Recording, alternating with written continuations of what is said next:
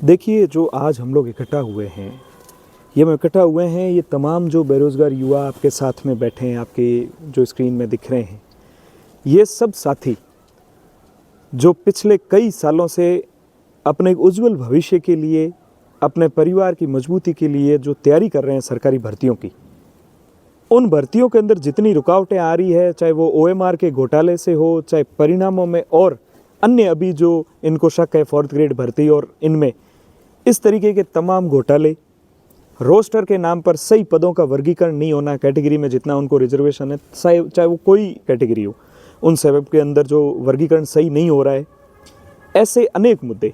उसमें ये जो दोनों बोर्ड्स हैं, आरपीएससी और अधीनस्थ बोर्ड, इन बोर्ड के आप देख रहे हो, आपके प्लेटफॉर्म से सारे युवाओं ने ये समाचार भी पढ़े कि क्या हालत कर रखी है बोर्ड के मेंबरों ने रिजल्ट के अंदर।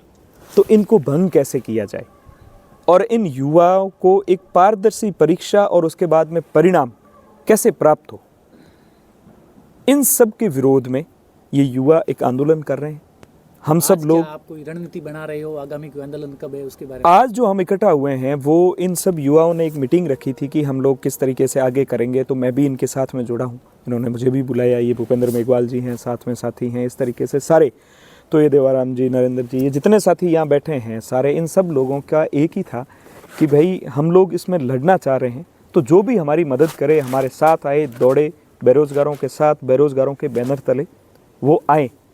इन्होंने सबको बुलाया है, मैं भी एक इनका साथी होने के नाते इनके साथ जुड़ा हूँ और इनकी लड़ाई का एक हिस्सा हूँ। और हम उम्मीद करेंगे कि जो लड़ाई अभी होने वाली है 27 तारीख को, ये लड़ाई इनके हकों को दिलाने में बड़ी सीढ़ी साबित हो और इनकी जो मांग है वो सरकार तक बड़ी मजबूती से जाए। अभी 28 तारीख से सदन स्टार्ट हो रहा है, हम नेताओं से भी आग्रह करेंगे, चाहे वो किसी राजनीतिक पार्टी से, मेरा व्यक्तिगत जुड़ाव किसी राजनीतिक पार्टी से हो सकता है, लेकिन बेरोज़गारों की कोई पार्टी नहीं होती। मैं आज बेरोज़गारों का भाई बन के इनके साथ में खड़ा हूँ। ये जो आप आंदोलन करने वाले हैं, जो मुद्दा उठा रही हो, इसके कोई छात्र संगठन या कोई राजनीतिक संगठन के बैनर तले है या इसको कौन? नहीं, ये किसी बैनर तले नहीं, ये बैनर है सिर्फ बेरोज़गारों का। जो बेरोज़गार युवा है यही बैनर है, यही करवाने वाले हैं।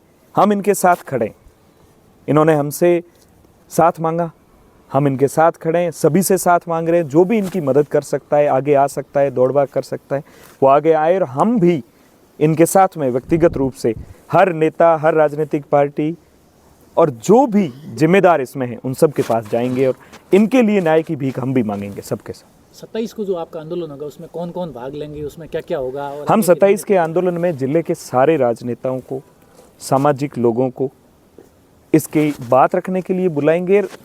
आपके प्लेटफॉर्म से सारे युवाओं से और युवाओं के अभिभावकों से आग्रह करते हैं कि आप 27 तारीख को ज़्यादा से ज़्यादा आइए। अभिभावकों से हमारा आग्रह करने का कारण ये है कि एक बच्चा तैयारी करता है, वो लाइब्रेरियों में बैठ करके, कोचिंगों में बैठ के पढ़ाई करे या सड़कों पे अपना न्याय मांगे।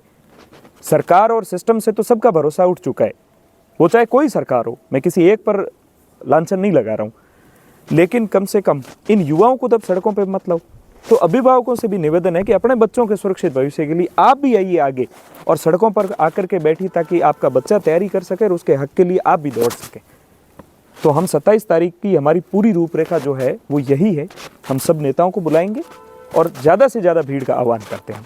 सभी पार्टियों के नेता इसमें शामिल होंगे? बिल्कुल, हम निवेदन सबसे करेंगे और हमें पूर्ण उम्मीद है कि जो हक की बात है उस हक की बात के लिए सारे नेता आएंगे, क्योंकि उन नेताओं को कुर्सियों पर बिठाने वाले तो यही लोग हैं।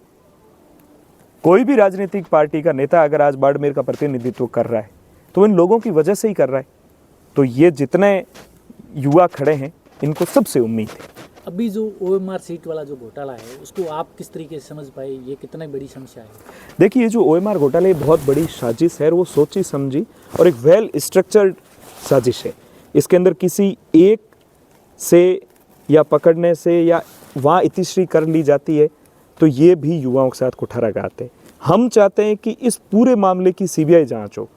जो व्यक्ति 7-7, 8-8 साल, 10-10 साल से बोर्ड के मेंबर बन के बैठे हैं, बोर्ड के और जिम्मेदार पदों पर बैठे हैं, वही जब इसमें इन्वॉल्व है, तो आप सोचिए कि ये किस हद तक बड़ा भ्रष्टाचार हुआ है। इसमें हम चाहते हैं सीबीआई के माध्यम से जांच हो, जो बड़े से बड़ा आदमी इसमें इन्वॉल्व हो, पूरे का पर्दाफाश हो, इस बोर्ड को एग्जिस्टिंग को भंग किया जाए और जिम्मेदार लोगों को ईमानदारी से पारदर्शिता से चयन करके बोर्ड के वापस मेंबर बनाए, क्योंकि बोर्ड पर ही तो विश्वास है। एग्ज़ाम कराने वाला बोर्ड, रिजल्ट जारी करने वाला बोर्ड, जब ये भी अगर सही नहीं रहेंगे तो कौन सही रहेगा। राजस्थान कर्मचारी चयन बोर्ड के जो अध्यक्ष है वो ट्विटर पर और सोशल मीडिया पर काफ़ी चर्चित थे पहले, और युवाओं को मतलब हर टाइम जवाब देना और अलग अलग तरीके के रोचक जवाब देना, लेकिन अब राजस्थान जो कर्मचारी चयन बोर्ड है उसकी भी भूमिका वो बड़ी संदिग्ध नज़र आ रही है। काश वो ट्विटर पर नहीं रहते, काश वो अपने डिपार्टमेंट में रहते।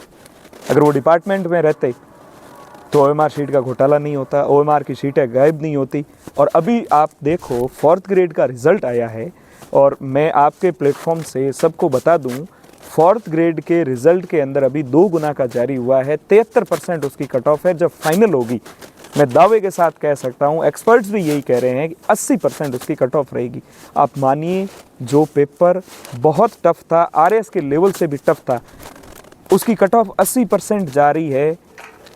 इस पर पूर्ण शक है हमें कि इसके रिजल्ट में घोटाला हुआ है, इसके रिजल्ट की जांच की जाए, ये हमारी मांग है।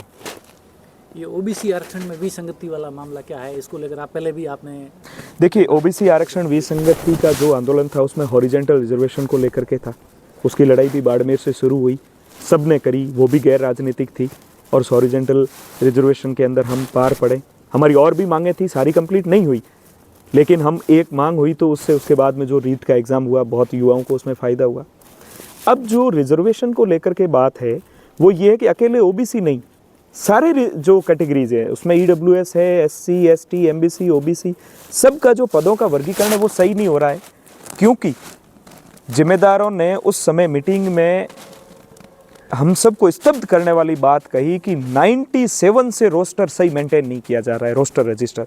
अब आप सोचिए कि एक कैडर का, एक कर्मचारियों वर्ग का रोस्टर रजिस्टर जो कैटेगरी वाइज बांटा हुआ होता है, वो अगर 97 से ही सही नहीं है तो आने वाली भर्तियों के अंदर ये कैसे पद बांट देते हैं, जारी कर देते हैं।